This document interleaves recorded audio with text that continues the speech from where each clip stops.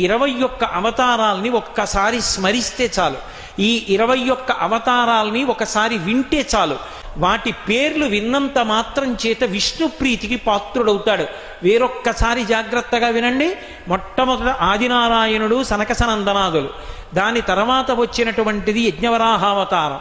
యజ్ఞవరాహావతారం తర్వాత నారదుడు. నారదుడి తర్వాత నరనారాయణుడు. నరనారాయణుల తర్వాత వచ్చినటువంటిది కపిలావతారం. కపిలావతారం తర్వాత దత్తాత్రేయావతారం. దత్తాత్రేయావతారం తర్వాత యజ్ఞావతారం.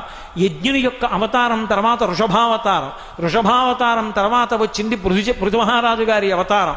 పృథుమహారాజు గారి అవతారం తర్వాత వచ్చినటువంటి అవతారం మత్స్యావతారం. తర్వాత కూర్మావతారం. తర్వాత ధన్వంతరి. తర్వాత మోహిని.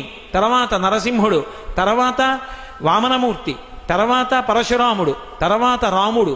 తర్వాత రామచంద్రమూర్తి. తర్వాత బలరాముడు. బలరాముడి తర్వాత కృష్ణ భగవానుడు. కృష్ణ భగవానుడి తర్వాత ఏకకాలంలో 2 అవతారాలు ఉంటూ ఉండొచ్చు వీటిల్లో. కృష్ణావతారం. కృష్ణావతారం తర్వాత బుద్ధావతారం. బుద్ధావతారం తర్వాత కల్కి అవతారం. మొత్తం 21 అవతారాలు.